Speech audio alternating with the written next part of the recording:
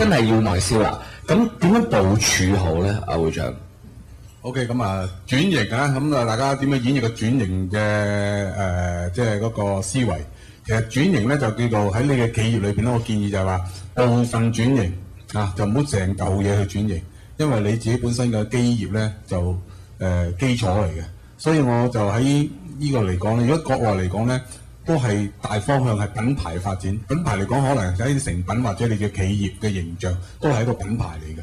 咁至於話我哋本身喺內銷裏邊咧，其實我哋本身有啲咩具體我哋係能夠要留意嘅咧嗱。我哋站喺中小企嗰個角度嚟講，大家都望下自己嘅荷包係嘛，同大企一定有分別嘅。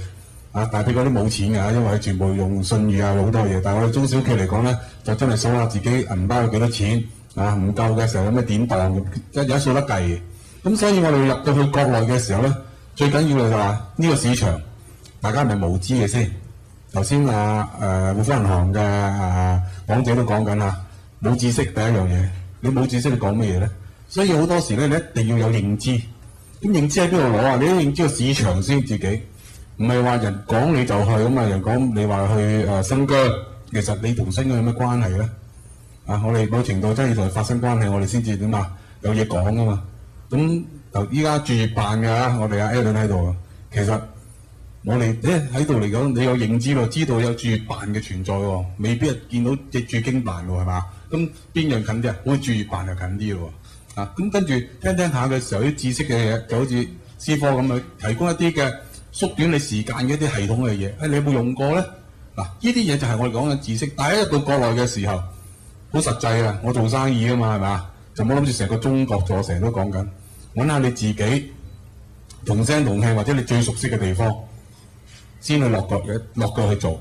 咁呢樣落腳去做嘅時候咧，你一定喺呢方面嘅知識一定要有喺度。但係嚟講，中小企除非你一啲係好穩定嘅中企啦，咁佢本身有比較獨立同埋有比較全面啲嘅一啲資源能力嘅話咧，你可以自己嘗試去發揮。不過我喺度就喺度鼓勵咧，無論中企或者小企嚟講咧，我寧願我哋一條即係成架巴士嘅人再入去同國內去傾談，好過咧你一個人自己搭巴士落車去傾談。人哋睇你重視程度嚟講咧，就有個差異性嘅。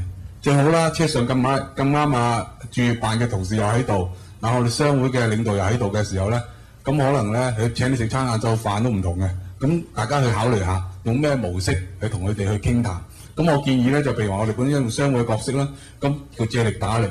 如果我上去嘅時候咧，我哋以一團一個組織有系統嘅，去到一點裏邊咧，去發展或者發揮咧，呢樣嘢嚟講咧，喺我哋中小企嘅運用資源裏邊咧，係較為穩健，同埋令到我哋本身嘅發展裏邊咧，更加拉長咗我哋嗰個生命線喺度。因為事實上嚟講，大家要清楚，今時今日喺外國嘅市場，點解我哋同中國市場，我自己覺得咧，嗰個競爭力內地嘅市場咧會比較大咧。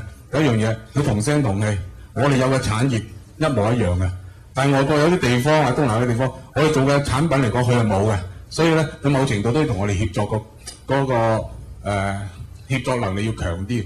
好啦，佢呢個優勢我哋冇埋嘅時候，我哋賣乜嘢頭先叫做質素優質嘅服務，你嘅產品嘅質素同佢哋嘅差異性。咁其實終極嚟講咧，其實我哋香港賣嘅產品或者喺入邊最軍國內嚟講咧，係講緊服務質素。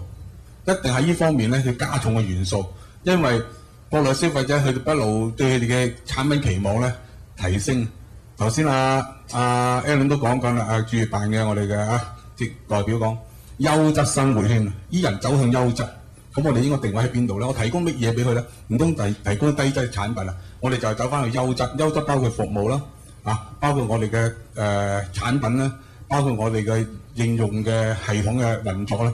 係又同佢有差別嘅時候咧，我哋進入去嘅時候咧，無論係速度咧加快咗，我哋嘅聯繫，我哋自己本身呢個組織更加強大咗，咁我哋喺嗰度咧落嘅基地咧更加穩健。